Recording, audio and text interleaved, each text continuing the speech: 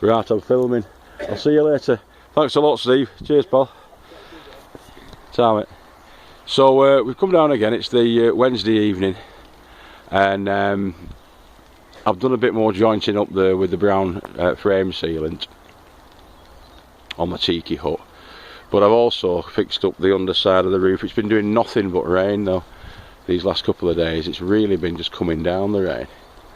And of course I've not got any doors on or windows on yet. But the floor's not too bad. Obviously where the doors are, it's coming in, but it doesn't seem to be leaking at all. Oh, I never told you, did I? What I've done tonight is I've made a hole in the centre. And we've got a skylight. Put a skylight in. With that polycarbonate that Mick gave us, that's up at the top. So yeah, we put the polycarbonate skylight in. It looks pretty good, doesn't it?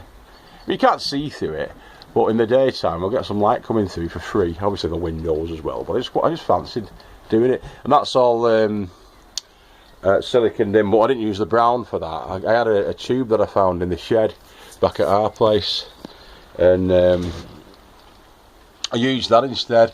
Obviously I'm going to sort of paint up underneath here, being careful not to mess with this.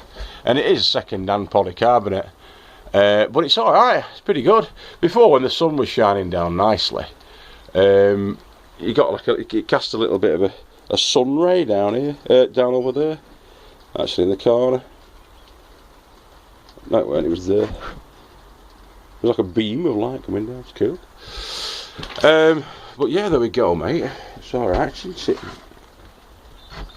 I've got that little kit there for finishing off the roof with.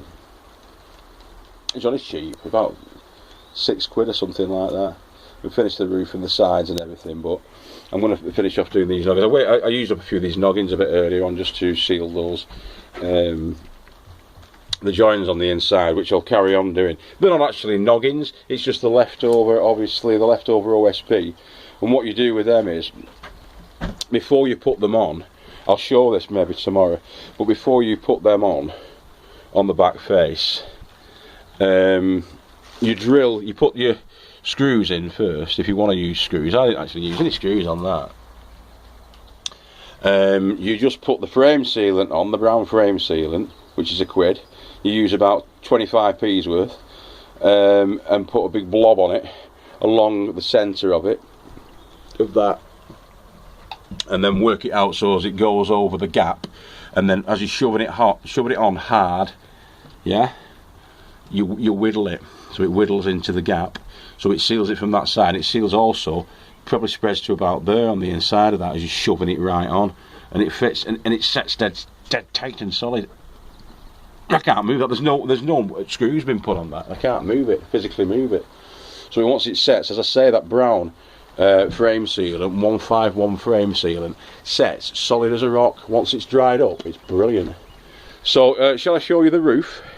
What we've been doing up on the roof, and we'll see how the skylight looks from on the top actually then.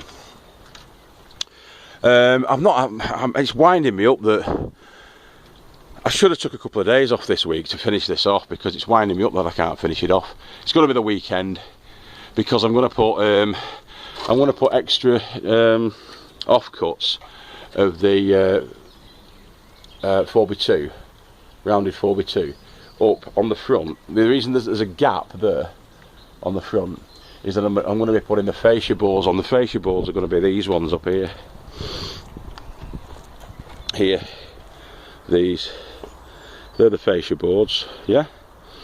So once I build it up so that it's 4 inches, or roughly 4 inches, maybe a bit less than 4 inches depth on these, then the fascia boards will be screwed onto that and they'll be put on. And then to fit the gap between the fascia boards and this, I'll be putting probably 10-inch flat sheet boards, but I'll be getting the marine ply and cutting it, getting the lads to cut it down. I'll measure because these should be hanging over by 12 inches, sorry 11 inches, because that's what I measure them out at, 11 inches hangover on this side. So I'll re-measure that gap between the shed and the end of the joists, and then I'll get the lads at Wigan Timber to cut it down, and I'll get them to cut it down. I'll measure it accurately all the way around, whereas I'll need it, and then I'll get the lads to cut it down, and then I can just fit that in underneath. Yeah, but I'll be filling all these as well. It'll all be solid as it can be like a new Yankee workshop job, this, he said lyingly. But it'll be as solid as ever I need it, that's for sure. These ends, obviously where they don't meet, yeah, these ends, they're going to be frame sealed and rubbed in to there, and then with the 4x1, I'm going to make a 4x1 angle that's going to be cased onto this to seal the ends, and on the inside of the 4x1 we will be using the frame sealant yet again before we screw it down, and then on the outside of the 4x1s I'll be running a bead down and smoothing that in to seal these corners up, all 4 of them up. So it's taking longer than I expected it to take, but then again, really, I am going Heath Robinson on this, and I'm making it as rock solid and sturdy and waterproof and weatherproof and bomb resistant and able to repel wild locusts and a nuclear attack, nuclear, chemical and biological. So that's the game plan. It's going to be like a little house, one of those Kirsten Dursten little houses that she does. I might ask Kirsten if she wants to come down and have a tea at the little house. So yeah, and there's the felt. But people have been saying to me, I mean, Gary, he's a joiner at work. He's my gaffer, Gary, but he's a joiner as well. And he's been saying to me, when you use all that, there's the sort of bitumen, thick bitumen paint, and I've seen the stuff that you can get that you can sort of roll on and brush apply. That is, it's got little bits of fiberglass in it, yeah.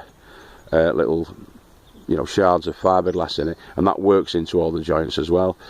He said if you do that, give it a couple of coats. He said you'll not need the felt. The felt will just be something for water to get under at a later date. He says you're probably just as well using all that instead. It's quite dear, but it'll do the job. It'll seal all the joints and everything. He said you might as well just use that. He says because that's probably your best bet with it. So I don't know. I might do that. I might well do that. I'll ask him again tomorrow, pick his brains about that.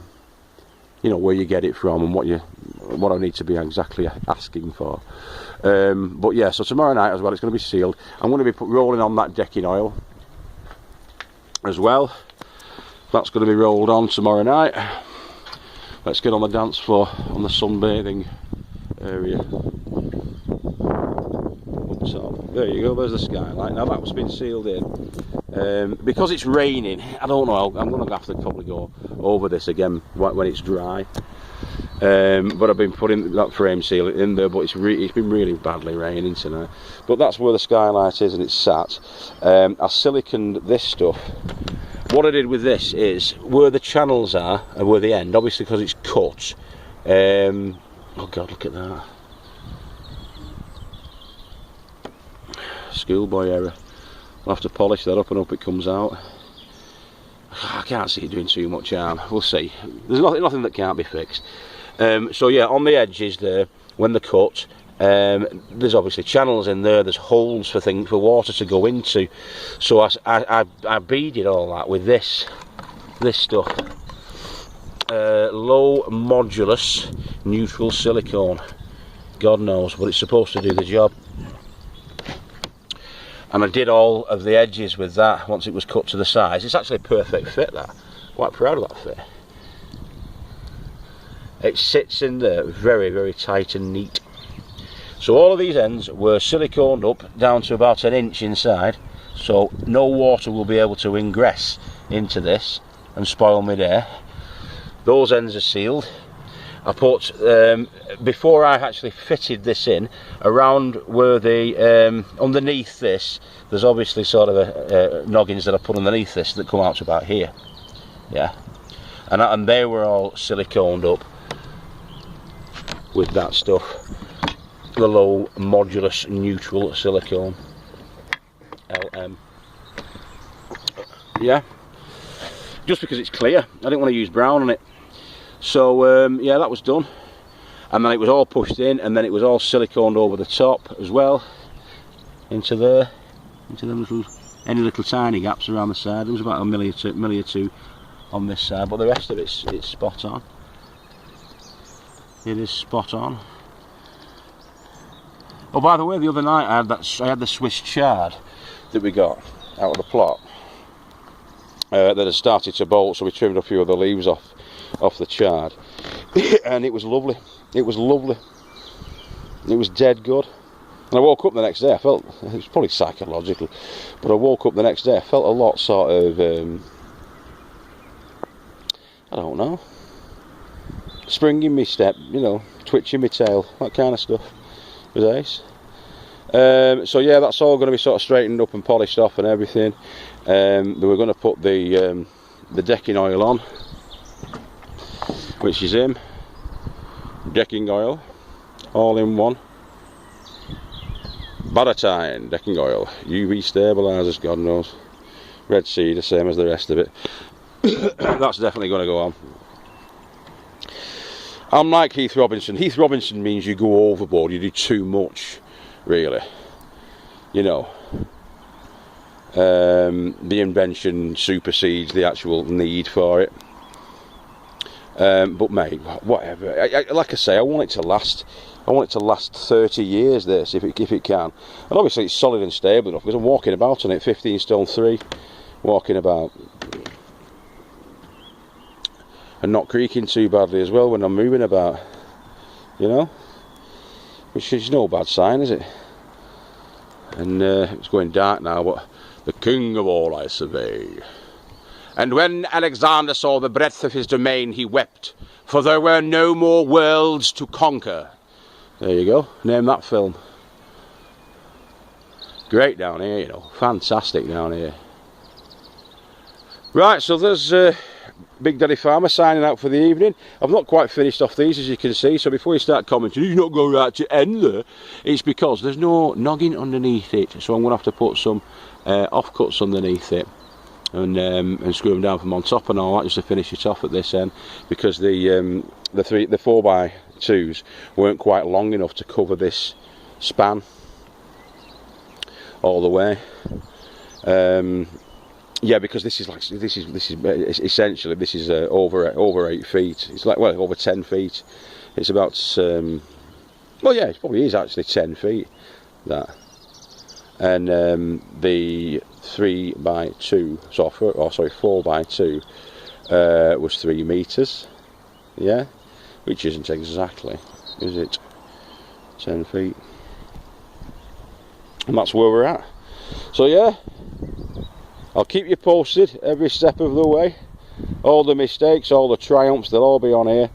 I think that might have been a little bit of a mistake, putting that on while it was wet, but it's got to get done. There's nothing that can't be fixed, that. Because once it is dry, I'll just give it another coat and I'll be rolling on. As I say, I'm going to be rolling on that decking stuff. I'm going to be putting probably the bitumen paint, if I do felt it, with the felt that's down. Well, it's actually inside now. If I do end up felting it, just bear with me a minute, because I don't want to be safe on these ladders. Shouldn't really be on it on my own. Very naughty, very silly man climbing up on the roof. One last little look. Try and get the thumbnail. You get a choice of 3 thumbnails when you upload, and generally speaking, they're not that brilliant. I'll spend about 2 or 3 minutes like filming a really scenic section of the plot, and then it'll never show up as a choice for thumbnail. He's on his own, or she's on her own today. Look, Ryobi, red and blue. I mean, they've left her, abandoned her. It's a shame for her. But there we are. Okay, that's the Tiki Hut update on the Wednesday. I'm not going to say what the date is because I'm not 100% sure. 9th or 10th or something like that of May 2018. Little Farmer's Farm, Big Daddy Farmer signing out. Have a wonderful week.